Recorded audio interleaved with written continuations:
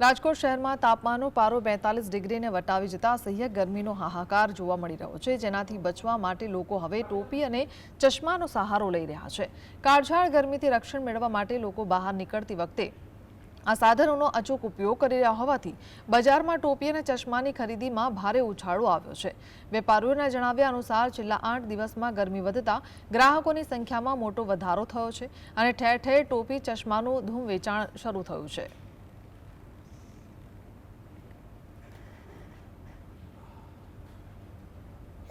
રાજકોટમાં દિવસે ને દિવસે ગરમીનો પારો છે તે ઉચકતો જઈ રહ્યો છે। રાજકોટની વાત કરવામાં આવે તો શહેરમાં 42 ડિગ્રીથી વધુ તાપમાન દરરોજનું વર્તાઈ રહ્યું છે।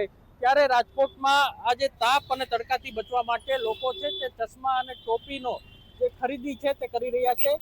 જે રીતે વાત કરવામાં આવે તો હવામાન વિભાગ દ્વારા આગાહી દેવામાં આવી છે કે હજુ પણ જે તાપમાન છે તે વધશે, જેના કારણે લોકો છે તે ગરમીથી અને તડકાથી બચવા માટે આજે ટોપી અને જે ચશ્મા જે લઈ રહ્યા છે અને ખરીદી છે તે કરી રહ્યા છે। આપણી સાથે અહીંના જે સ્થાનિકો છે જે ખરીદી કરવા આવ્યા છે, આપણે તેમની જોડે વાત કરવાનો પ્રયત્ન છે તે કરીશું। શું નામ તમારું?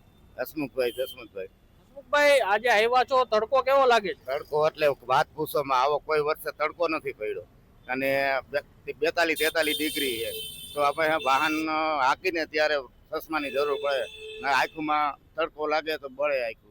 આવો તાપમાન, બહુ ઊંચું તાપમાન છે। ગરમીથી બચવા શું કરશો તમે? અમે ગરમીથી બચવા માટે લીંબુનો ઉપયોગ કરીએ છીએ, તરબૂચનો ઉપયોગ કરીએ છીએ અને બહાર નીકળી ત્યારે મોઢે બાંધી દઈ, ચશ્મા પહેરી લઈ, એવું બધું કરવું પડે। જરૂર પૂરતા જ બહાર નીકળી છે, નહીંતર અમે બહાર નીકળતા નથી।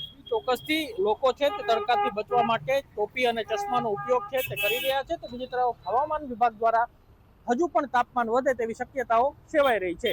લકી રાખી ઝાલા, GS ટીવી, રાજકોટ।